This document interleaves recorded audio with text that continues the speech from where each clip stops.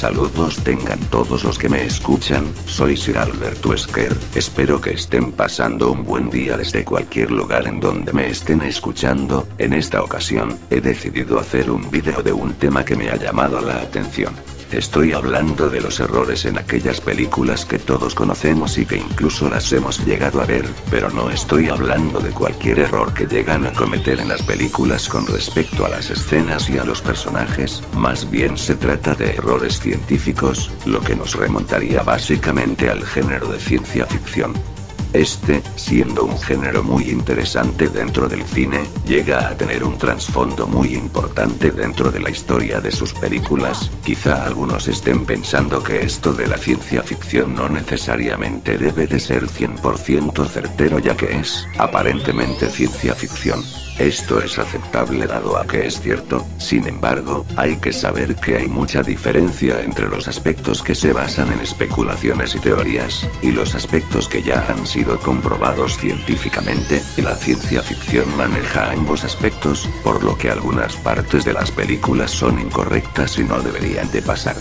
Esto no quiere decir que las películas estén equivocadas completamente, pero hay que saber que el género de ciencia ficción está hecho meramente para entretener, no necesariamente es para que esas películas tengan una historia que vaya a trascender como lo llega a ser en otros géneros como el drama.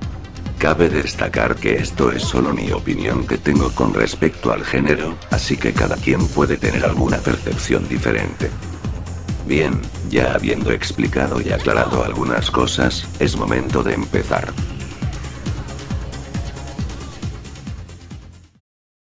Empecemos con una película bastante fácil de identificar. Del año de 1998, dirigida por Michael Bay y protagonizada por Bruce Willis y por Ben Affleck, tenemos la película de Armageddon, o Armageddon, dependiendo de cómo la conozca cada quien.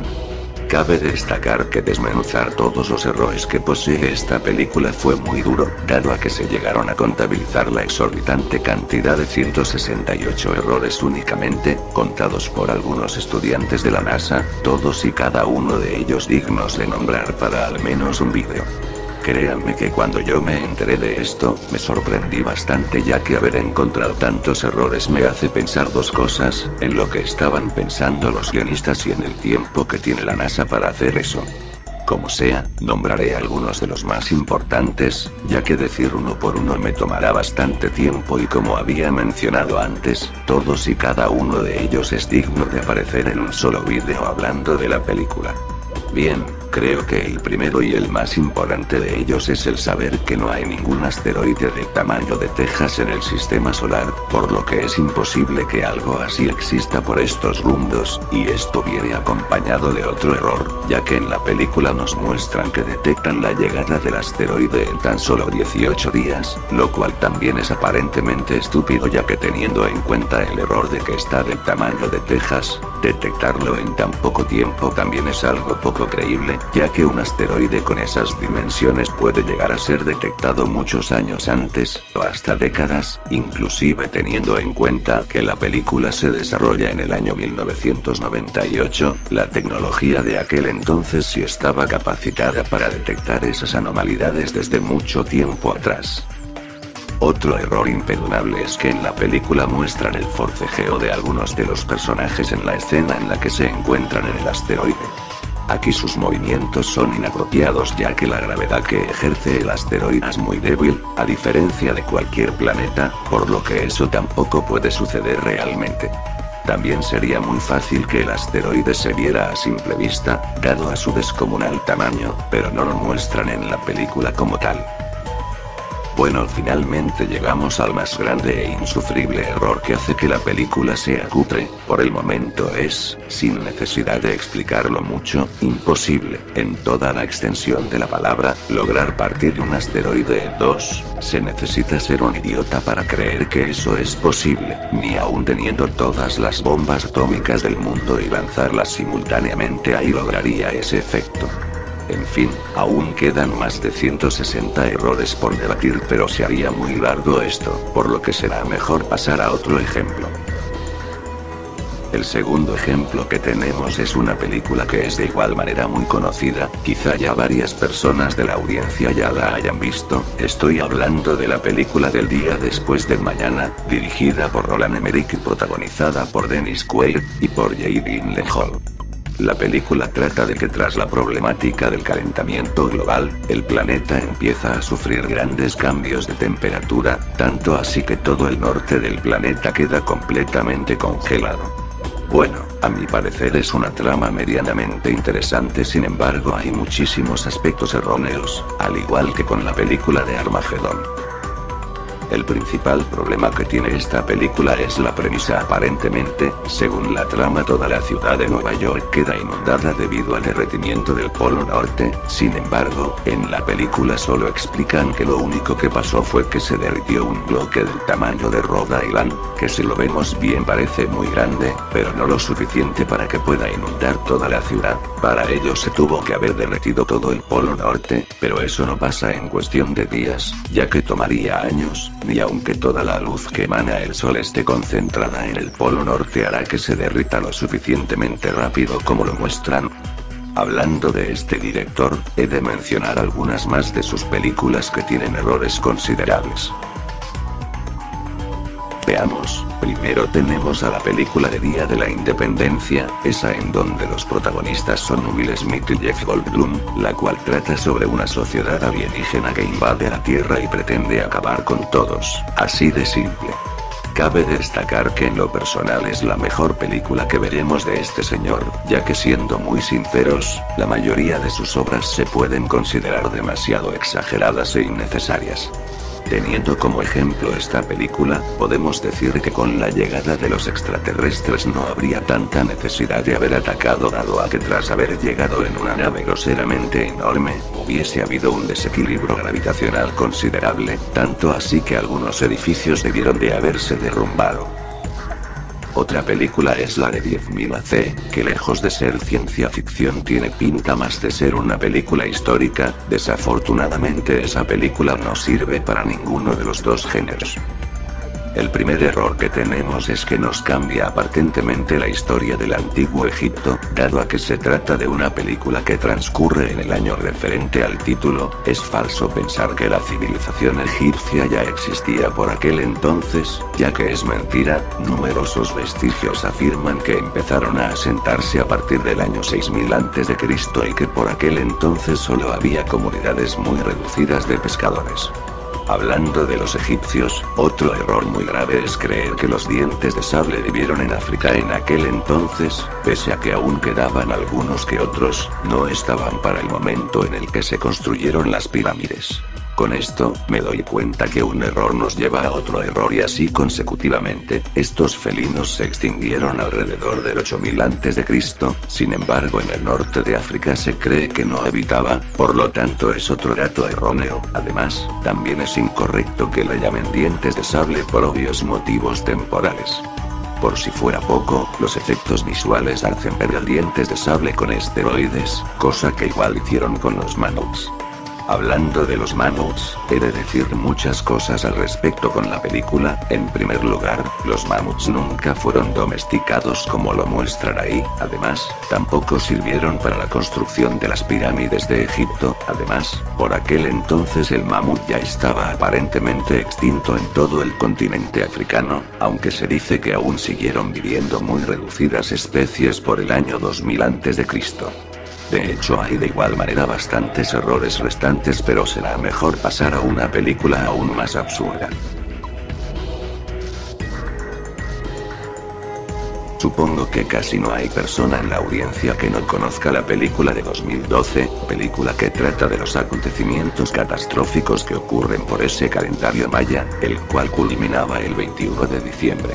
Esta película en lo personal es solo para ver una vez en la vida y se acabó, dado a que a pesar de que tiene efectos especiales de vértigo, la historia en sí está muy pobre, en sí no aporta nada a lo que es la cultura del cine, más bien es una película para tener como recurso en el caso en el que no haya algo mejor en la televisión, pero en sí, cada quien puede tener su punto de vista, y sinceramente esta película fue un éxito porque allá por el 2009, que fue cuando se estrenó, estaba muy de moda está eso del fin del mundo y todas esas pamplinas que se creían por aquel entonces de tan reconocida fecha, por eso es que fue un exitazo en taquilla. Sin embargo, su calidad seguirá estando muy por debajo de los estándares, pero de cualquier forma no descarto que en algún momento, quizá en una década, vaya a ser considerada como película de culto.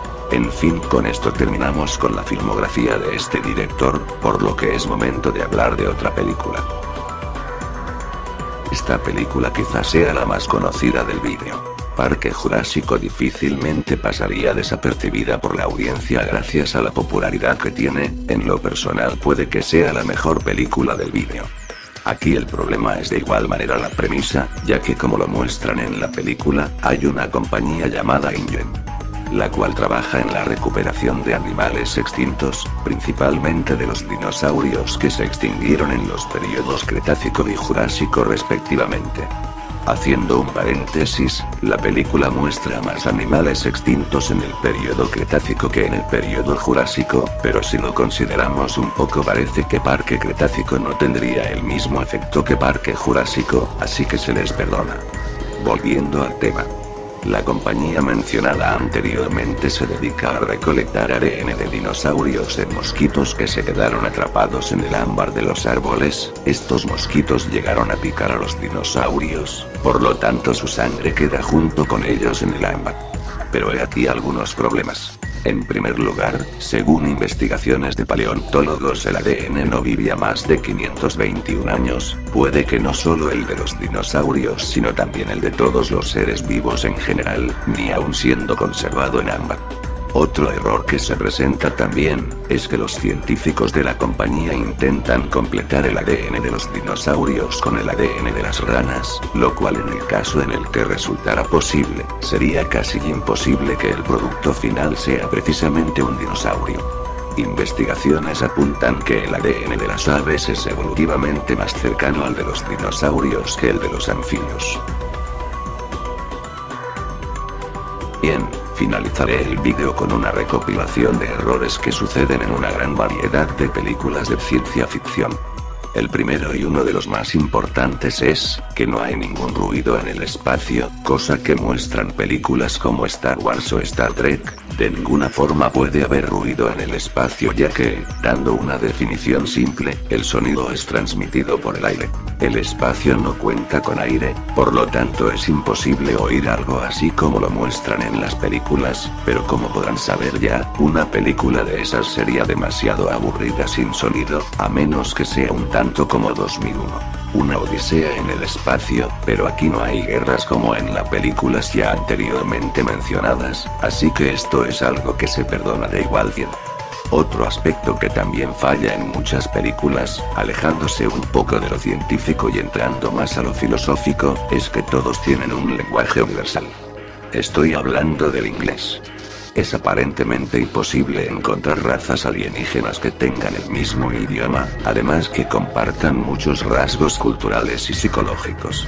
Entiendo que sería muy tedioso tener que componer un juego de palabras para crear un vocabulario para una película, sin embargo el realismo sería más interesante que ver a todas las especies hablando el mismo idioma, pero actualmente ya hay algunas películas que están corrigiendo eso, las cuales hacen eso o por el otro lado, agregan subtítulos. Otro error que también difícilmente pasa desapercibido es el de los planetas, los cuales tienen casi la misma composición que los ecosistemas de la Tierra, además de que todos son muy parecidos hasta por su tamaño. Esto no quiere decir que eso esté mal, pero se está volviendo un cliché.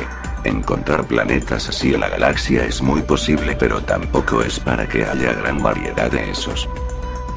Otro que también es muy común es el de las explosiones exageradas en el espacio, las cuales siendo sinceros le ponen más drama a la película y la hacen más atractiva e interesante. Sin embargo, teniendo más o menos en cuenta el problema del sonido que había mencionado anteriormente, también no es posible que una explosión se propague como lo hacen algunas películas, pero también, esto es un error que se está corrigiendo con el paso del tiempo, o bueno, eso al menos es lo que pude percatar en el séptimo episodio de la saga de Star Wars.